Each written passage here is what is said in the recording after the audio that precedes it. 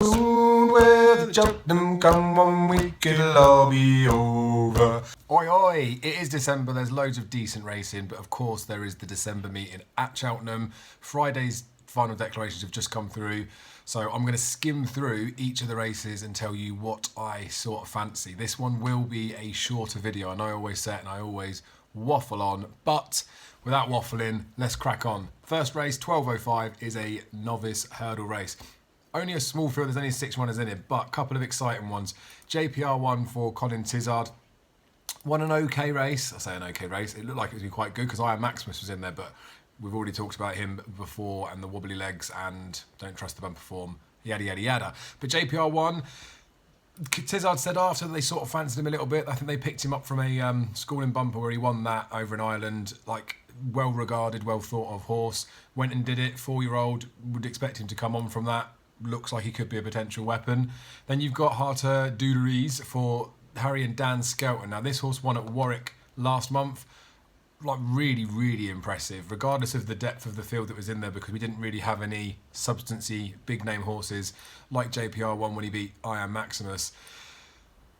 This horse just won in such impressive fashion, and obviously we know what Skeltons are like with their horses, maybe first time up, that they can be ready to go, but I just think that this is a potentially really good looking clash between the two of them. I would rate both of them as being potentially top novice hurdlers, so if either one of these was to win this in a canter, then I'd be pretty impressed.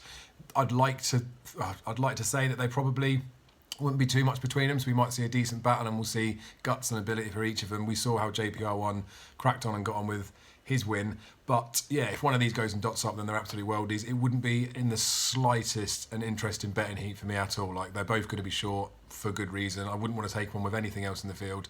Sit back, watch, and hope that one of them is an absolute worldie, I think. Second race is a Novices Limited Handicap chase.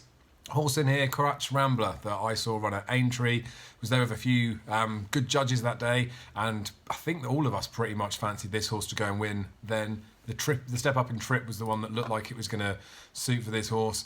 It does the same thing again here, so it's back up to the 3 mile and 1. Was definitely good value for the £7 rise. Like, I just see very few negatives about this horse and very few reasons why this horse wouldn't just follow up on that performance. He traded quite short in running for the turn in, like even before it looked like he was actually going to dot up. So I don't know, I think he may have been popular the last day, but she's held him back for another run. I'm guessing with maybe this meeting in mind and then maybe with something further in mind down the line. But Courage Rambler would be one that I'd be fairly keen on. I think he probably will be well found in there. Under supervision, I do think that day when he ran through the tape, and it says on Racing Post comments he was unable to recover. The race with Does He Know, I do think he might have got there, you know, but that was getting in receipt of £8. Does He Know now is 147 rated, I think.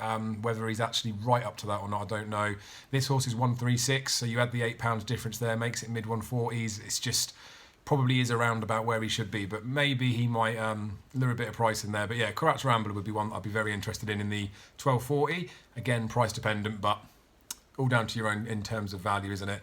Then we've got the Catesby Handicap Hurdle. So it's a 2 mile handicap hurdle. Esprit de Large is in it. Obviously won the Henry VIII Novices Chase, beating Nube Negra before.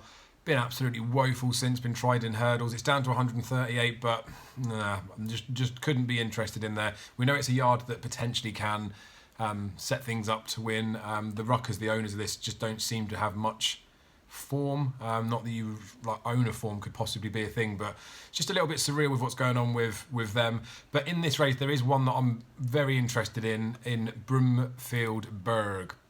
Now, this horse, I think, was relatively well touted by Nick Henderson. Like, I'm not saying that he was going to be the Supreme Novice Hurdle horse for the yard, especially when you see what John Bond's done and what Constitution Hill's done. But he's much, much, much better than he showed at Newbury, and he was only beaten a length and a half. Now, I spoke to a couple of people before his race at Newbury when I saw that he was such a short price, and obviously it was going to be a watching brief because you think he'd go and win. But I did say to them, he's terribly short for a horse that flopped at Newbury in a bumper. Now, I don't know whether that was the ground that day. I think maybe they thought it was. He's then run on good ground after and won. But I think it maybe was more the course. So he won his point on soft, heavyish ground. So I think he's very versatile on those sort of things. So basically, I'm prepared to upgrade that performance at Newbury. I think 130, if he is going to be potentially like a borderline supreme class horse, then he should be able to achieve a mark of the 140s fairly soon, you'd think.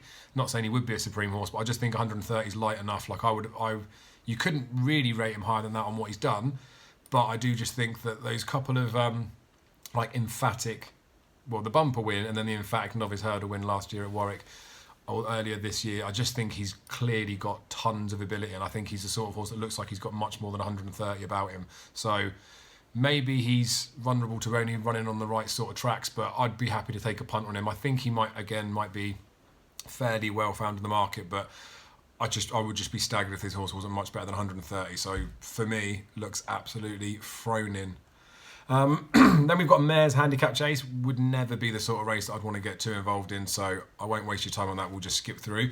Next we have the Grade 3 Handicap Chase, 3 mile 2, a big list of decent names that are in here. We've got Santini, Enrillo. I mean, a big list, there was 2, wasn't there? But Santini having his first run back for Polly Grundy. Obviously, she did have him before he went to Nicky Henderson. Harry Skelton was booked on this horse very early in the week, so I think that's a great booking. Whether Santini's going to be out and going and winning or not, I don't know. I don't think so. And Rillo obviously tipped up in that Hennessy.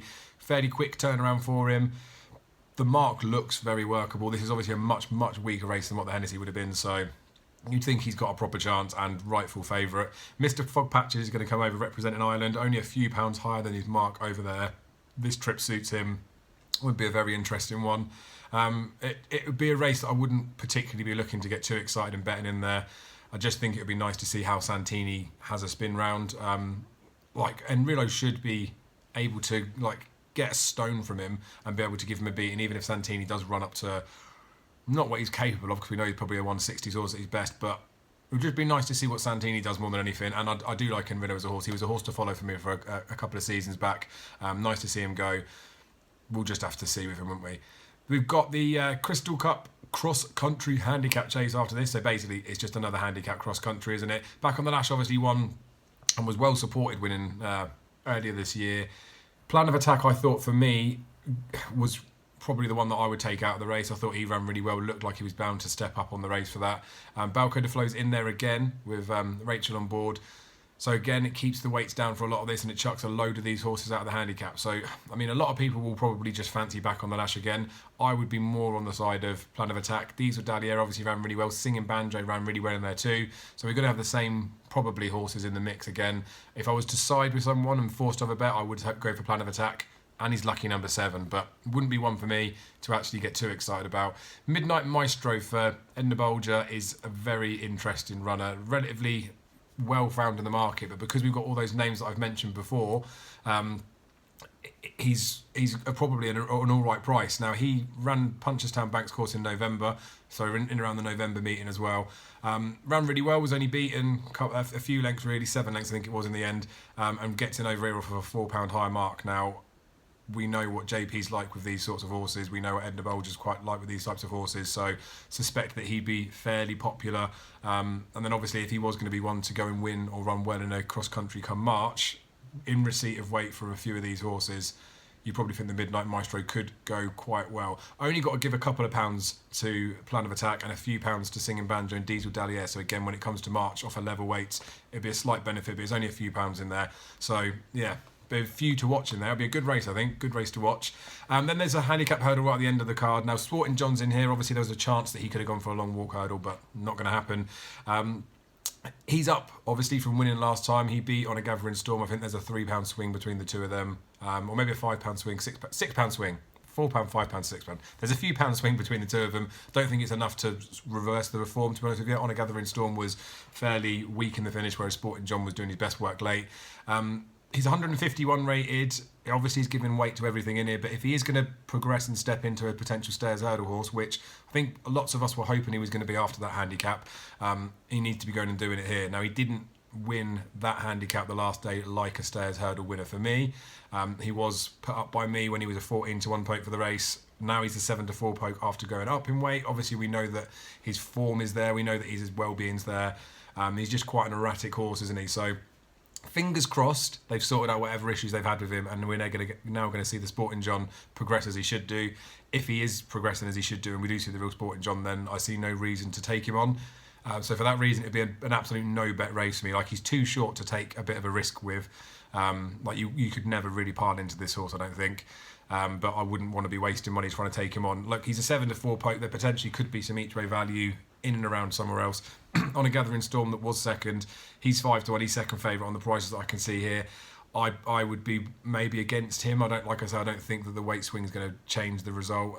So there could be something at a price that could lure people in for an each way bet, but I would want to sit back and just watch for information for the future. So there we go. I've actually done it. I've actually done a short little preview. I'll do the same for Saturday, maybe be even more concise, but just fingers crossed, man like Bob's coming up against my Drogo. Be lucky.